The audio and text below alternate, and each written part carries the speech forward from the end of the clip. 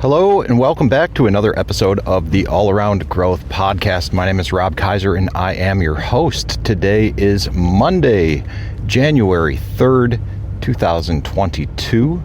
It is a new year and we are going to talk about breakfast this morning. That's right, I wish I had some sort of inspirational New Year motivational content for you, but no. We're going to talk about breakfast, why I normally don't eat breakfast, and how that ties into recent developments with functional medicine. But before we get into all of that, this is a show that provides insight and tools to building the life and homestead of your dreams. For those who may not already know that or may be new to this show, that's what this show is all about. And breakfast and functional medicine ties into that significantly, quite frankly. And to give a little bit of background on this whole functional medicine business, this has been a long road for me. I've been actively involved and working this functional medicine path for 3 months now. I think, let's see, my first appointment with Dr. Michael Siciliano at the Cleveland Clinic was on September 8th. So that's October, November, December, and now January, for almost 4 months, I guess. And my initial assessment and additional assessment after my follow-up appointment on December 22nd reads as follows. There are several things I was experiencing that led me to explore functional medicine. 1, focal epilepsy with impairment of consciousness, intractable. That's the epilepsy I've had since I was 13. Irritable bowel syndrome, unspecified type.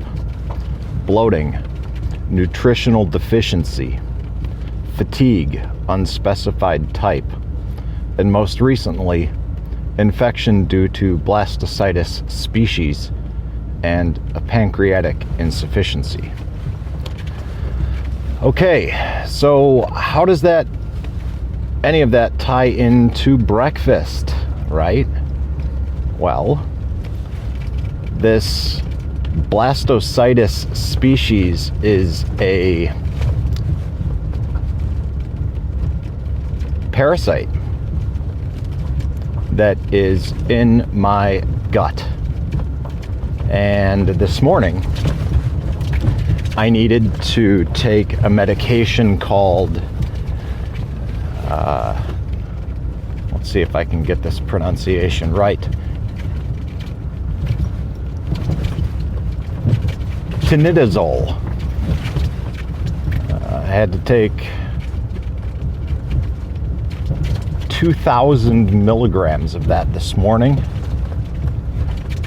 and I had to take that with some food, but I also had to take that by itself with no additional medications.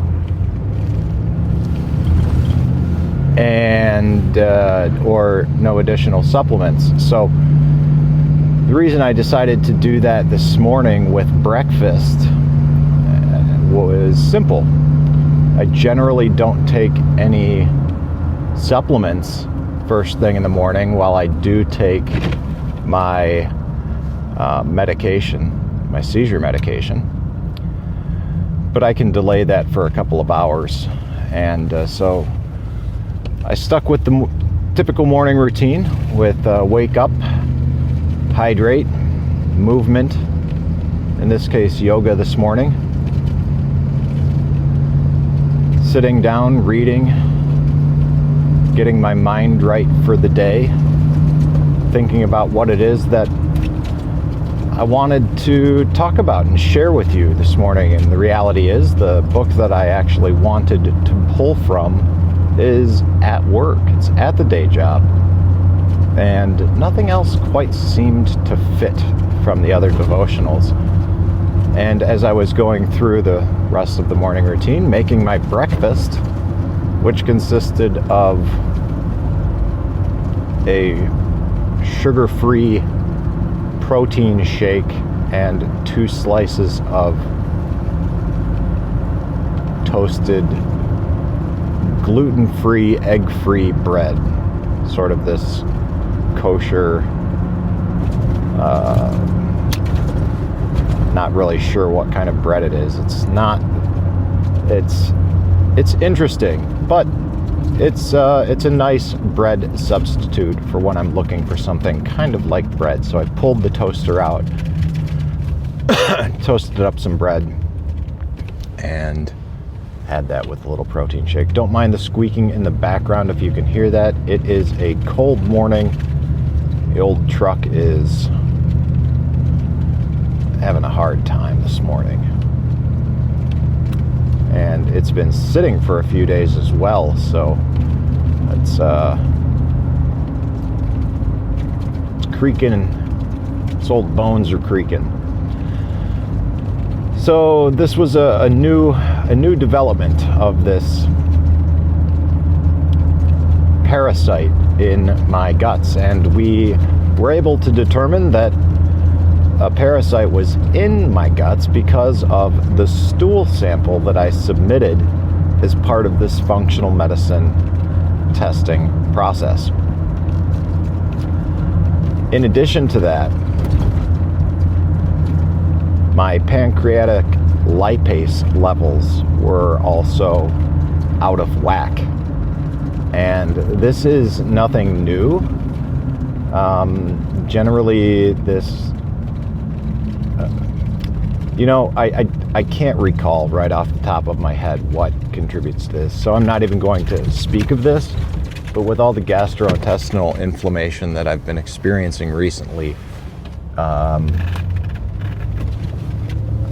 one of all of the testing with regard to that last year with my gastrointestinal system in large part was to rule out pancreatic cancer. And that was mildly stressful during that time, but essentially once that was ruled out, no real analysis into the root cause was ever done. It was simply take this stuff, have some Metamucil, let's get you back on track. No dialogue on diet, no. And that's been common with all of the specialists that I have seen, and even commonplace with general practitioners that I've been involved with over the years. It's unfortunate, but we have gotten to a point in society where we address the symptoms of the things that are troubling us and causing us challenges without really addressing the root cause. Now, I have come to believe that functional medicine is effectively the last bastion of hope within the Western medical system. Because functional medicine, in my experience with it thus far, in almost 4 months of integration into my life, has indicated that there are 4 pillars of health: nutrition, movement, stress, and sleep, with a focus on nutrition and sleep.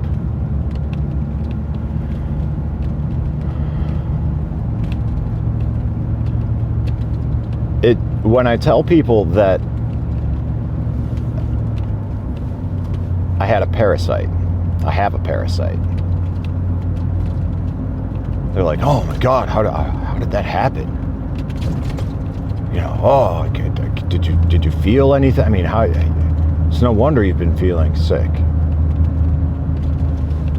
And from what I learned, it's not, this parasite wasn't making me sick. Okay, this parasite, this blastocytis species, it's really not even that uncommon. But what is common is people's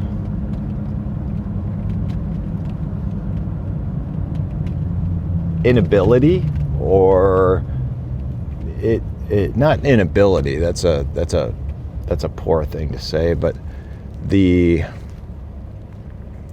I guess you could say the lack of diagnosis of this, and it being untreated. And as I talked about this with my doctor, we realized that, and I'm sure he's well aware of this and has reached this conclusion on his own many years ago when he first started working in functional medicine. But because this often goes untreated and undiagnosed, because we are so routinely dealing with the symptoms instead of the root cause, what ends up happening is this just lies within us, and it contributes to our overall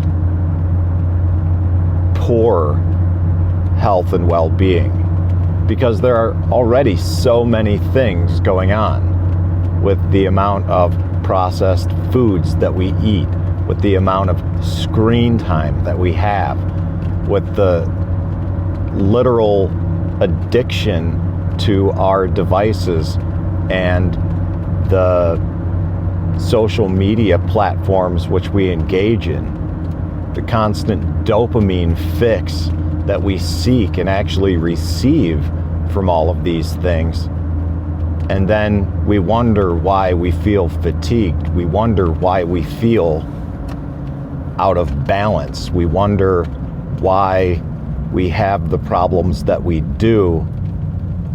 And so we see a specialist when we have a problem, and we get an antibiotic, or we get some pain medicine, or we get an antidepressant, or we get a stimulant, or we get whatever it is, whatever the case may be. We are simply doing things that address the symptoms instead of identifying the root cause. And the root cause takes work. And in this case, it took lots of testing, lots of follow-ups, and now I'm on a different protocol